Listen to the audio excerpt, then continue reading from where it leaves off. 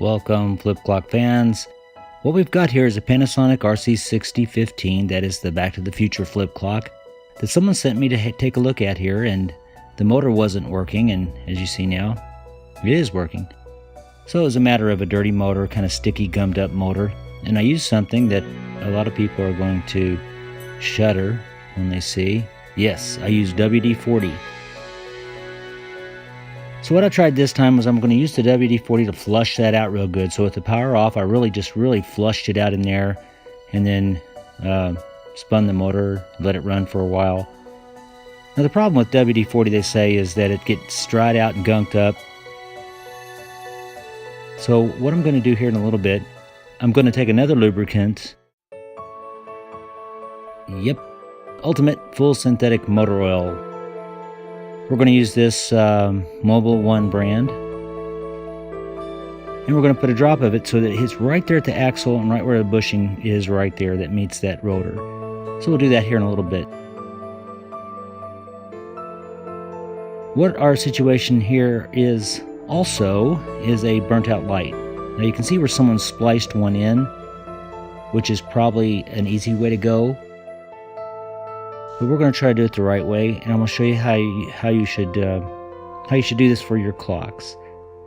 First, you need to get the proper bulb. This is the actual replacement bulb, and here are the specifications. I get them from Miniatronics. It's a model 18-024. This has a -20, which I believe means 20 pieces, of course. It is a 12-volt, 50 milliamp, 5.5 millimeter diameter. It says it's 10,000 hours life, but it's going to get more than that because off the circuit board it's putting out about 8 volts. So you're underpowering the bulb. It's going to last longer, and it gives off the right glow. I'm going to show you what to do here. This is shrink wrap tubing. You'll need that to make it fit, the bulb fit in there properly. So the first step is to power off if we're going to mess with these electronics. Now to get this off, these are pretty straightforward. If it sticks, don't get over aggressive. You'll break these legs. You just pry up and pull off. Pretty straightforward. Now you're going to see here there's a bridge right here, and I'm going to try to preserve that. They've made a bridge there, it looks like, with some kind of sticky stuff, and I'm going to try to preserve that. I'm going to cut the wires out around it and then get the new bulb in through there just to keep it as original as possible. So the best way to do that is just to cut the wires off here, and since they've got a splice in there, we'll go ahead and cut it off here so I don't have to tear that up. Okay, so I'm just going to see where the original wires fed through because I want to do it that way as well. And the first step is to desolder your leads off of the circuit board. Then we'll resolder in the new ones, the new bulb. We'll have to get this set up first. Well, we don't have to get it set up first. We're going to get it set up now anyway. So to get this set up, you want to get the old bulb out. Now you notice it's narrow and closed at this end, but it's wider at the other end. So we're going to push it out this way. What we're finding is that is a actual new bulb. I thought they had taken an old bulb and off another clock and just pushed it on there, but what they've done is they've left the old shrink wrap. That's original shrink wrap.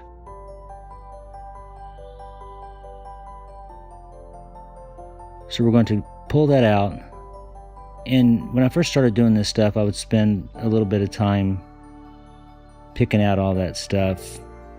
It's really not necessary. Probably just as well to leave it in there, just a little bit of it, because it's going to help the bulb fit a little better. I'll show you what I'm talking about here.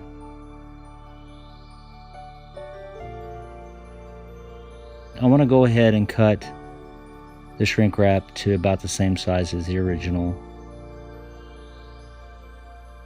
I like to keep things looking original, even though most people are never going to open up the flip clock. I can't help it.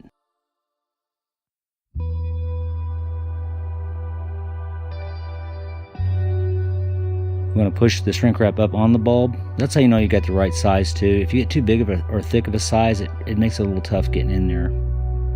Okay, we'll get back to that. So we want to desolder that. So I've got my iron warmed up. I'm just going to make sure it's hot enough. And it's hot enough. Now, I'm going to show you something. I've run into trouble with this before. I don't know if they used high temperature solder or if the solder's kind of changed over the years.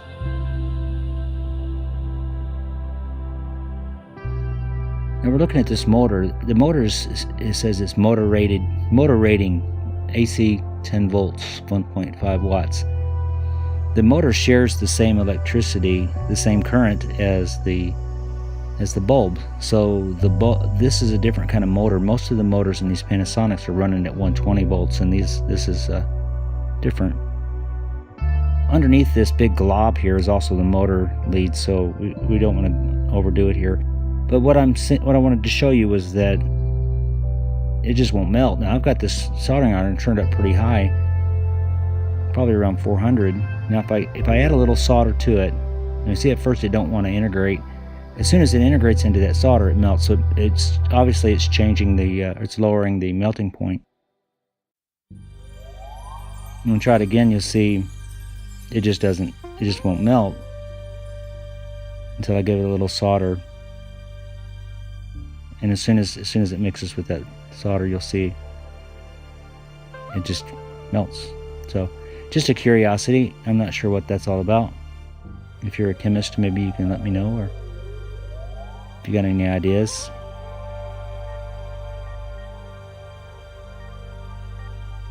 We're going to go ahead and thread this through.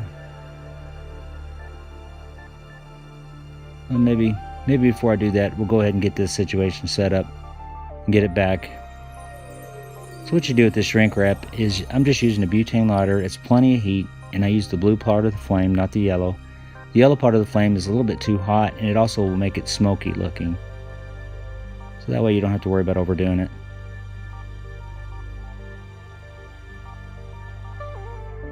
We'll just go ahead and thread it through there, and then you just kind of pull it in and snug it down.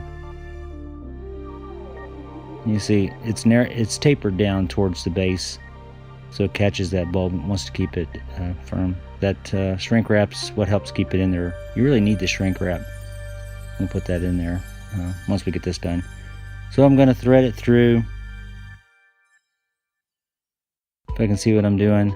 It's not that tight a squeeze, but we'll get that situated in there.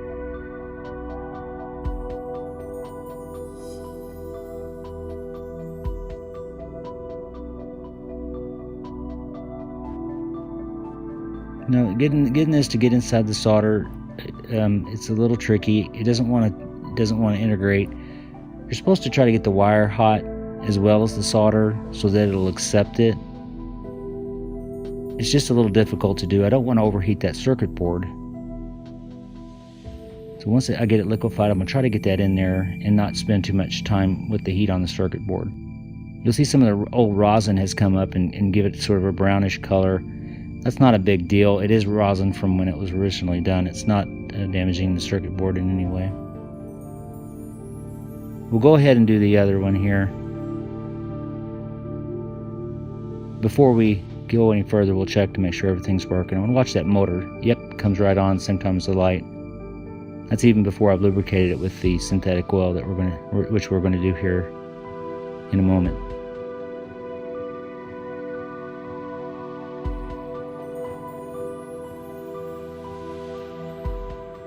It's just a matter of getting it lined up and pushing it right in. It goes in really easily. There should be no forcing. It goes right in. And that's the right amount of light. This is inside the clock. You can see where it had that black glue. It was glued onto the base. That will provide some reflection back onto the digits. See that black stuff? That's horrid glue. I call that horrid black glue.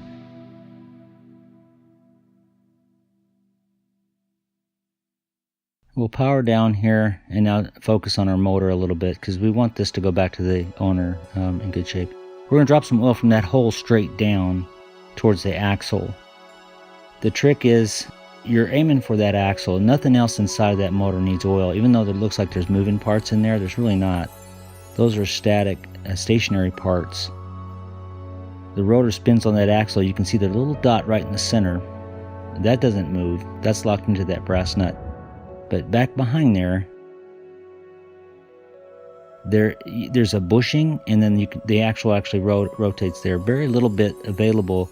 What I'm going to do is get a drop and then drop it down the hole and let gravity take it to the axle. Now this I'm going to show you for demonstration just how long it takes on the inside to drop down. You see it doesn't take that long to drop down. I put another little drop on the back side there. But it doesn't take long. The front, it doesn't need it. I just wanted to show you how long it takes to drop down there. We'll wipe off the excess. We don't need that flying everywhere. Now, I'm wondering if when I power this motor on, if it'll be sluggish. No. Well, that's surprising. I thought that thicker oil would cause it to slow down.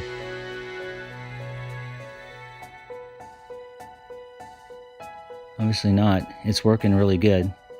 And that's my little test. If I stop it and then if it starts right back up, you know it's gonna do fine. We'll let this run for a while and let that oil kind of work its way back into the motor along that axle. So that's about it. We've got the light, the motor, but there's something wrong. And if any of you eagle-eyed viewers would have noticed, I didn't get that wire to go under the bridge there. So I had to desolder and I had to redo it again so I can get that wire in there. And so there the clock flipped over just like it did in the movie. Back to the Future. You can see how it lights up the digits. Took the opportunity to clean up the clock and it looks great. When you get the time, come visit us at flipclockfans.com.